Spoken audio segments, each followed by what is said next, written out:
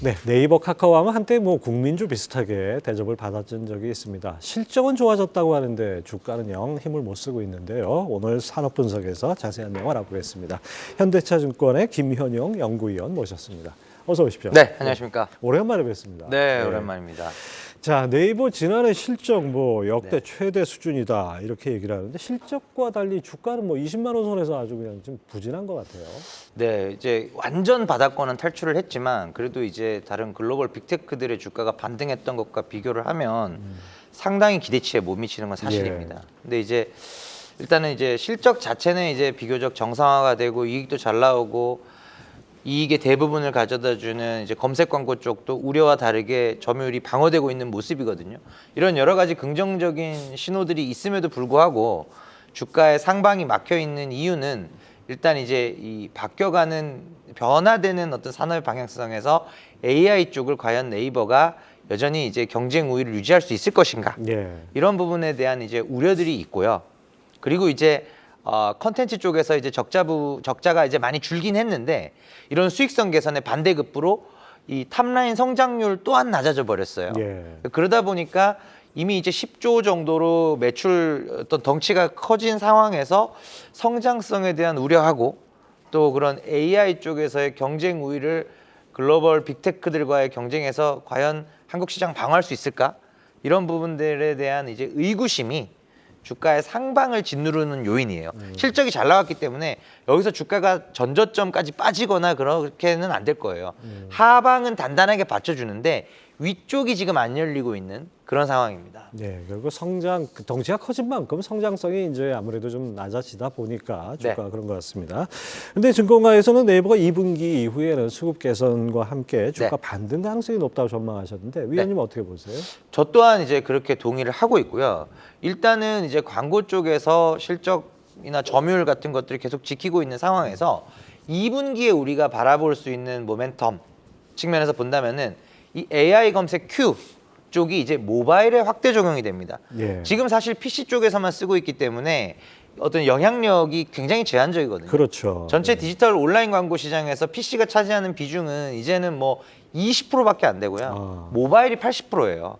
근데 이쪽 시장에서 아직은 피드백이 없는 상황이다 보니까 그런 부분들이 있었는데 이제 2분기부터는 이런 부분들이 확대 적용이 되고 하반기에 AI 검색 쪽이 좀 본격화된다라는 모멘텀이 하나가 있고요. 또 하나 찾아본다면은 이제 이르면 6월, 뭐 늦어도 한 3분기 중에는 네이버 웹툰 쪽 상장에 대한 얘기들이 최근에 계속 나오고 있죠. 예. 그래서 이제 컨텐츠 사업이 최근에 이제 영업 흑자 전환도 했고, 즉 실적 턴어라운드가 된 상태에서 글로벌 최대 컨텐츠 시장인 미국 시장에서 IPO를 추진한다라는 이런 기대감들이 하반기에는 그래도 네이버가 지금보다는 주가 레벨 자체가 높아질 수 있는 그 주요 두 가지 근거로서 AI랑 웹툰 쪽 말씀드릴 수 있을 것 같습니다. 또 하나 요즘 관심을 끌었던 게 이제 미국의 트위치가 철수하면서 네. 네이버의 그 스트리밍 서비스죠. 치지직 이쪽에 시장이 빠르게 정착하고 있다. 뭐 네. 이런 얘기 나오고 네. 그다음에 스트리머들이 치지직으로 대거 이동하고 네, 있다. 네. 뭐 이런 얘기도 있는데요. 네. 이 부분은 좀 이익 성장에 도움이 되지 않을까요? 그렇죠. 좀 장기적으로 보면은 일단은 이제 이익의 어떤 기여까지도 바라볼 수가 있을 텐데요. 일단은 이런 새로운 플랫폼들을 런칭해서 가입자들을 유치하고 그리고 유치된 트래픽을 초기 트래픽을 유지시키고 이런 부분들이 다 비용이에요. 그래서 단기적으로는 사실은 이익에 기여하는 부분 거의 없습니다. 굉장히 제한적이고 거의 없다라고 보시는 게 맞겠고요. 다만 이런 것들을 왜 계속 하느냐. 게임 스트리밍이라는 분야 자체가 G세대 또는 G세대보다 더 아랫세대인 뭐 알파 세대에 있어서 굉장히 중요한 컨텐츠 중에 하나거든요.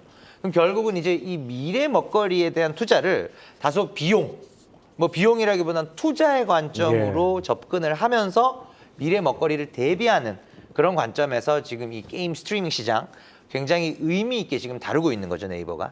예. 그러니까 뭐 한 첫술에 배부를 수 없는 거고 계속해서 맞습니다. 밥을 지어야 다음에 또 먹을 게 생기는 거니까 맞습니다. 미리 네. 뜸을 들인다 이렇게 볼 수 있겠네요. 네. 자, 위원님 리포트 통해서 이 네이버 컨텐츠 부문 매출도 긍정적으로 보셨는데 아까 뭐 네이버 웹툰 네네. 상장 얘기도 잠깐 하셨는데 네. 이 관련해서 좀 말씀해 주세요. 일단은 이제 웹툰 같은 경우에 이제 작년 하반기부터 상장을 어떻게 보면은 이제 의미 있게 준비하는 작업들을 예. 해왔어요. 그게 이제 첫 번째가 이제 수익성 개선. 실제로 작년 4분기 실적 기준으로 영업 흑자 전환을 했기 때문에 이 수익성 개선에서 상당히 가시적인 성과가 있었고요. 그리고 또 하나가 이제 글로벌 IP 확산을 계속적으로 추진을 해왔고, 네이버 또는 이제 네이버가 인수한 와패드 쪽에서 웹툰이나 웹소설 IP를 기반으로 해서 여러 가지 이제 뭐 우리나라 드라마뿐만 아니라 넷플릭스향 미국 드라마나 예. 이런 쪽으로도 많이 이제 IP 확산이 된 상태예요.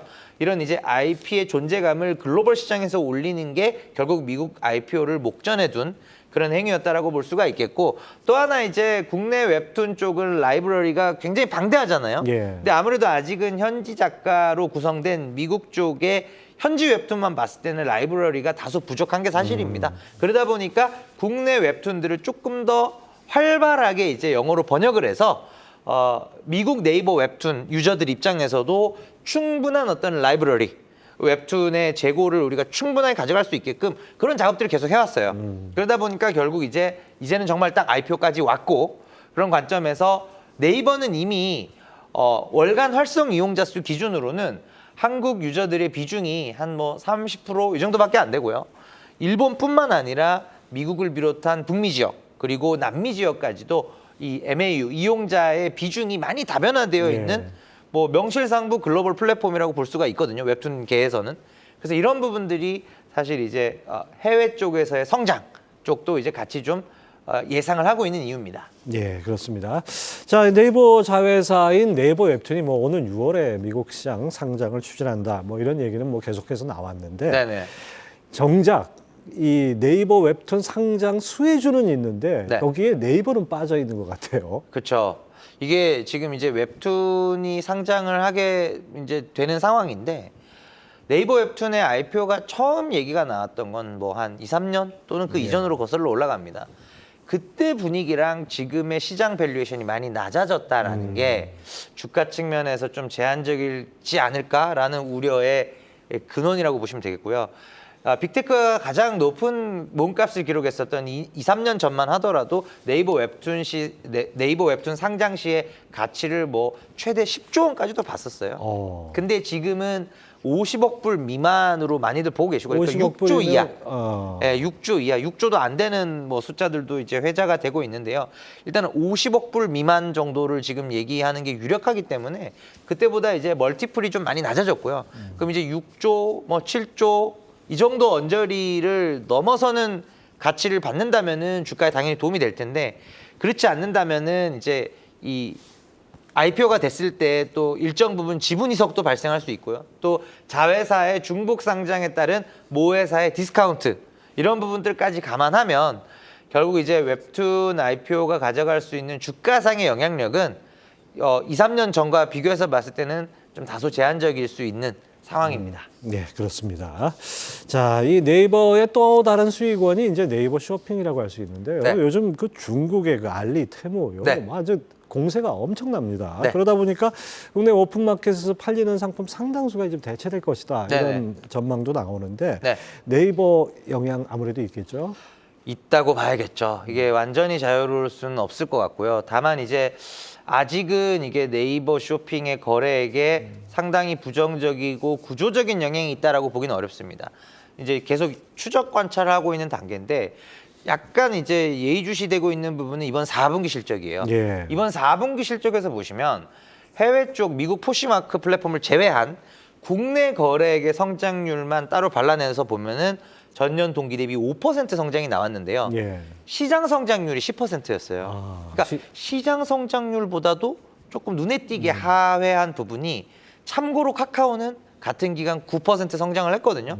거의 시장 수준이 나왔는데 네이버가 잘 해왔는데 왜 5%일까? 그럼 이제 우리가 생각해 볼 수 있는 변수는 중국 플랫폼의 영향도 일정 부분은 있었나?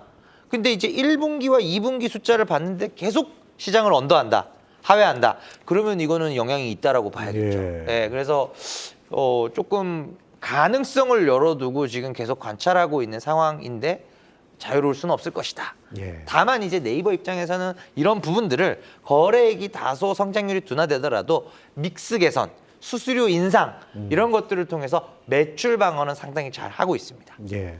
지금 말씀 들어보니까 뭐 네이버 웹툰 상장에 따른 뭐에서 약간의 디스카운트 요인, 그 다음에 네이버 쇼핑도 시장 성장률을 못 따라간다. 이런 점들이 주가를 맞습니다. 올리는데 좀 부담이 되는 맞습니다. 이런 요인이라고 네. 봐야겠네요. 네. 바로 그 부분이 어떻게 변하느냐에 따라서 맞습니다. 주가가 또 반등하겠죠. 그렇습니다. 자, 다음은 카카오 볼까요? 네. 지금은 뭐 주가가 좀 내려앉았지만 한때 카카오 실적 개선세에 힘입어서 주가가 급등하기도 했는데요. 네. 증권가에서는 카카오의 반등 여력이 충분하다 이런 의견들이 있습니다. 그렇죠. 일단은 뭐 이제 4만 원까지 밀렸던 거는 다소 이제 좀 언더슈팅을 네. 했었던 구간이라고 생각을 하고요. 그 상황에서 지금 결론적으로 보면은 한 8만 원 선까지는 충분히 트라이를 해볼 수 있을 것 같은데, 일단 지금 카카오의 모멘텀이 되는 부분들은 일단은 이제 실적 개선이 4분기에 확인이 됐고, 네. 이 실적 개선의 근간이 톡비즈에 있기 때문에 사실 구조적으로 조금 더 성장 여력이 있다라고 보는 겁니다. 톡비즈가 결국 카카오 연결 영업이익의 사실상 90에서 95%를 가져오는데요. 그러니까 별도 쪽이 이제 톡비즈인데, 별도 영업이익이 사실은 연결 영업이익의 대부분이에요. 나머지는 조금 버는 사업하고 신사업에서 적자 나는 부분이 거의 네팅이 되는 상황입니다. 근데 이제 별도 쪽이 계속 치고 올라가는 것의 의미는, 별도는 결국 톡비즈보드 그리고 선물하기를 중심으로 한 커머스로 구성이 됩니다. 철저하게 카카오톡이라는 지배적인 플랫폼의 경쟁 우위를 레버리징하는 비즈니스예요. 여기서 이익률이 구조적으로 좋아지고 4분기 때 영업이익률 28% 나왔어요. 예. 연결 영업 숫자만 계속 보시게 되면은 카카오는 근데 수익성이 너무 안 좋아 이렇게 생각하실 수 있는데, 실제로 미래를 위해 투자하는 부분 말고 돈을 알짜로 벌어주는 캐시카우 역할을 하는 부분의 이익률을 보면은 결코 네이버 대비 많이 안 뒤처진다는 거죠. 저 그래프에서 28%. 보듯이 짙은 파란색 톡비즈가 아주 그래프상으로도 맞습니다. 눈에 띄네요. 매출 쪽이 확실히 튀어 올라오고 있는 모습이 보이실 거고, 그럼 결국 톡비즈에서 카카오톡이 지금까지는 2탭 두 번째 채팅 탭만 가지고 이제 매출화를 했었다면, 이번 4분기 실적에서 역기저에도 불구하고 두 자릿수 성장이 나왔다는 거는 1탭과 3탭의 가능성을 명확하게 밝힌 거거든요. 그럼 이 1탭과 친구 탭과 3탭 오픈 채팅 탭에서의 수익화가 가능하다라는 걸 4분기 실적에서 우리가 힌트를 줬고, 이게 이제 2024년도에는 전 연도에 걸쳐서 성장을 가져올 수 있는 부분이기 때문에 좋게 보고 있는 부분이고요. 성장 여력이 있다라고 주가상으로도 상승 여력이 있다라고 말씀드린 거고, 커머스도 아까 잠깐 네이버 때 말씀드렸지만 시장 성장률에 인라인하게 딱 부합하게 나왔어요. 즉 알리테무로부터 영향권 밖에 있다. 그도 그럴 것이 이제 아무래도 이 쿠폰 서비스 중심이었고, 여기서 이제 배송 상품 강화를 하는데, 이런 배송 상품들도 그 어떤 중국 저가 플랫폼에서의 상품 카테고리하고는 겹치는 부분이 거의 아예 없는 수준이거든요. 그러다 보니까 이런 캐시카우의 단단함 측면에서는 카카오 쪽이 더 좋을 수도 있겠는데, 그렇죠. 이런 부분들이 이제 추가적인 상승 여력의 원인이 되고 있습니다. 뭐 같은 이커머스를 해도 실질적으로 따져보면 좀 다른 형태이기 때문에 맞습니다. 중국 완전히 다른 이커머스 형태입니다. 영향력이 좀 상대적으로 적다 네. 이렇게 볼 수 있겠네요. 네.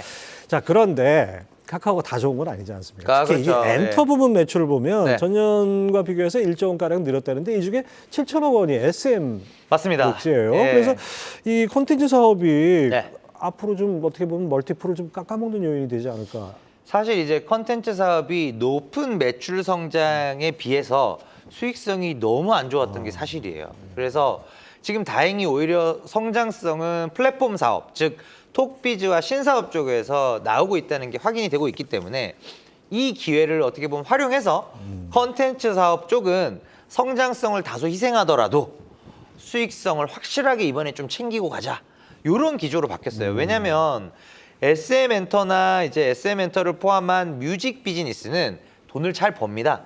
근데 문제는 이제 게임과 뮤직 밑에 있는 미디어 쪽하고 특히 스토리, 즉 웹툰 사업이 적자가 미국 쪽에서 좀 많이 나고 있어요. 그러다 보니까 물론 미국은 근데 또 글로벌 최대 컨텐츠 시장이니까 반드시 가져가야 되는 시장이에요. 근데 이쪽에서 적자가 워낙 많이 나고 있다 보니까 일단은 그러면 우리가 뭐 언제가 될지 모르겠지만 IPO도 해야 되고, 그래서 손익 관리를 해야 되기 때문에 미국 쪽이 성장률을 다소 좀 둔화되더라도 우리가 좀 수익성 챙기자 이런 관점에서 매출이 줄어든 거기 때문에 성장률이 줄어든 거기 때문에 저는 뭐 구조적으로 나쁘지는 않다고 보고 있고요. 회사의 전략적인 선택이었다 이렇게 보고 있습니다. 네, 그렇습니다. 자, 카카오 일본 법인이 이제 카카오 피코마죠. 여기서 네. 운영하는 이제 만화 플랫폼이 피코마. 네, 맞습니다. 이게 작년에 뭐 1,000억 엔을 우리 돈으로 1조 원 1조 이상, 가까이, 예. 이렇게 넘었다 그러고 SM 엔터 매출이 반영되면서 뮤직 사업 매출도 늘었다. 네. 그런데 이 카카오 엔터 IPO는 조금 불투명해졌다고요? 그렇죠. 사실은 이제 그 사법 리스크가 불거지기 전까지만 하더라도 지금 SM 시세 조종 의혹 여기서부터 지금 이게 다 출발이 된 거거든요. 예. 사실 그 전까지만 하더라도 이제 올해 한 뭐 말께 이 정도에는 이제 IPO를 기대를 했었던 게 대다수의 의견입니다. 근데 현 시점에서 본다면은 이제 IPO는 굉장히 장기전으로 가야 되는 상황이에요. 우선은 사법적인 리스크들이 대부분 이제 해소 내지는 불확실성, 또 어떤 처분이 내려져서 불확실성이 제거되는 구간까지는 가야 IPO를 추진하는 게 이제 다시 재개가 될 수 있다라고 보고 있고요. 그렇기 때문에 뭐 타임라인 적시할 수도 없는 상황이고 최소한 뭐 1, 2년 그러니까 25년 말까지도 이게 IPO가 될 거예요라고 말하기 좀 어려워진 상황이 됐고 다만 이제 장기적으로 IPO를 안 할 수는 없어요.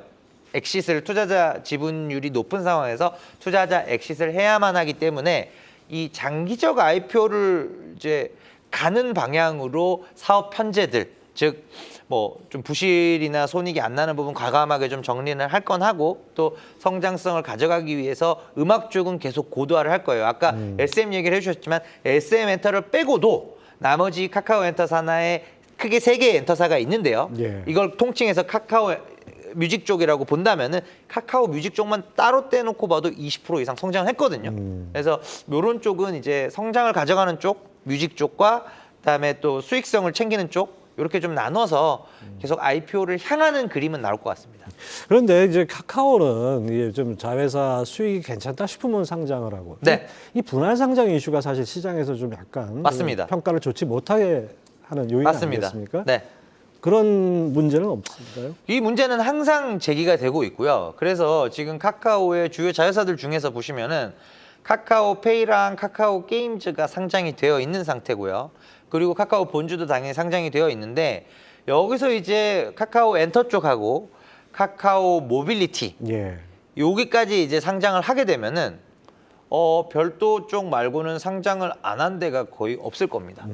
그러면 어떻게 되냐면은 카카오는 이제 약간 지주회사 성격으로 그렇죠. 가게 되고 그렇게 됐을 때는 상장 자회사는 사실 지주사 할인율 거의 뭐 70%?